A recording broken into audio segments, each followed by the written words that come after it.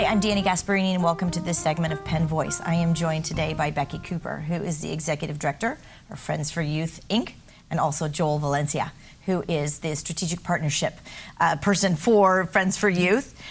So I think we're actually going to start, Becky, with you. I think we need to tell our audience a little bit about Friends for Youth before we dig into your wonderful relationship with Friends for Youth. All right, sounds perfect. Friends for Youth has been serving a local community for 37 years. We are an organization that matches at-risk youth one-on-one with community adult mentors. And in our history, we have matched around 2,000 youth in these kinds of relationships and matches. In addition to the one-to-one mentoring relationship, we have a lot of group activities, life skills workshops. We're trying to expose youth to new experiences, opportunities, and positive experiences in their lives. And so I have to tell the audience, you and I go way back. We do. And we're not going to tell how long. No, please. But I think we haven't changed a bit. Not a bit. And so over those decades, yes, we'll give that away. Okay. What sort of changed about Friends for Youth? Is it the same sort of wonderful, stable platform and idea, or have there been some things that have ebbed and flowed and worked and not worked during different eras? And good question. It seems like just the real core and vision of our organization of connecting youth, positive adults and youth, is the heart of our mission, and it's what youth continue to need a lot of. Subsequent generations, and you mentioned decades, if you look at those over time recently, each generation, youth get less and less adult time just by the nature of our society and how often, how many jobs people work at, and two parents working. So in that respect, not a lot has changed. What maybe has evolved is the mentoring field itself and the world's sort of catching up with us and realizing how critical that need is for youth. So since I've been involved for the last 37 years, there I'm giving that away. So now you've given my age away too, since we've known each other from the beginning. When we were 12, right? So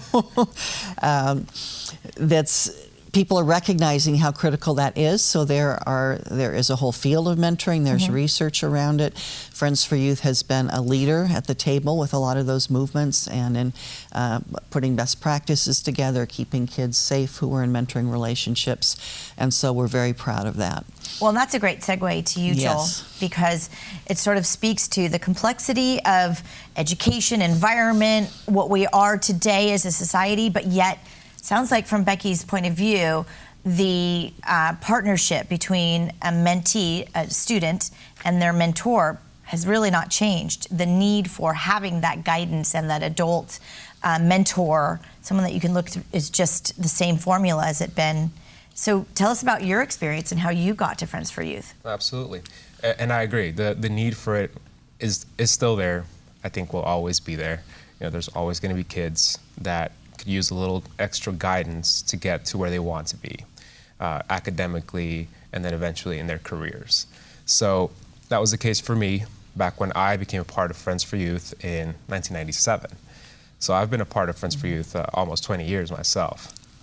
I was matched with my mentor back then, and back, I was in 7th grade, 11 years old.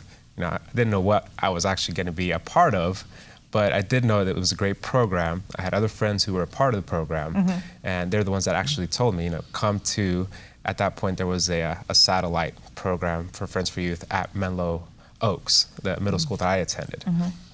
And so I came and eventually got matched, and my mentor has been, after the 1-year commitment that all mentors agreed to, and I think now we have a 6-month version of that as well, a part of my life ever since then. Initially, the 1-year commitment. Eventually, he helped me get into Eastside College Preparatory in East Palo Alto, but I had also offered to help me get into other high schools that might be more aligned to what I wanted to accomplish in my life. And then when my parents couldn't stay in this area anymore, back when I was in high school, for the last 2 years, he and his wife offered to have me stay there for the remaining 2 years of high school so that I could finish up there and then go off to college. And it's made all the difference for me. Right. I was able to continue at that school, which was so fundamental for my education, right, under their guidance.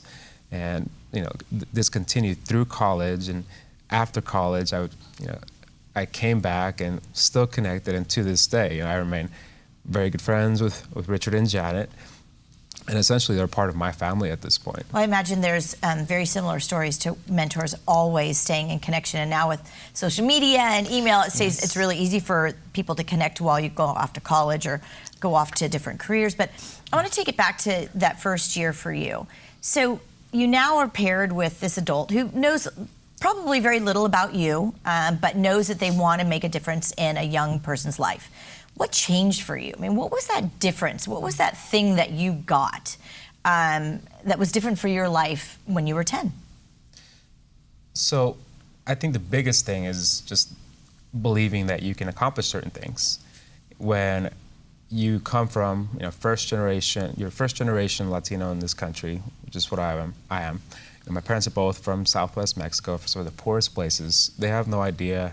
And they understand a lot more now because of my experience. Right. But at this point in time, when I'm 11 years old and they've been in this country, 10 years, they don't understand how the college education system works as far as getting there. Right. Probably not even the elementary school system.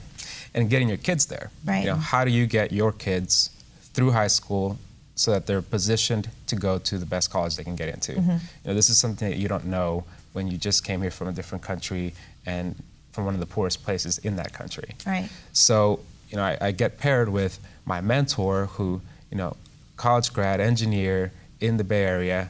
His wife's an attorney. They both can tell me, this is what you need to do, at least, to get to where you want to be academically and eventually in your career. Mm-hmm. And so that guidance, that extra belief that, now I know this is what I need to do to get there.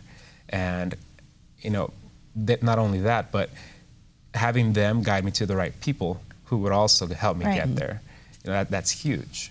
You're connected to a mentor who's connected to other people who can also help you do that. Right. And it's just kind of snowballs from there into whatever you want to do. So Becky, when you're looking for your mentors to pair with folks like Joel when they're in their young youth career, right. Is it academic support? Is it social support? Is it all of the above?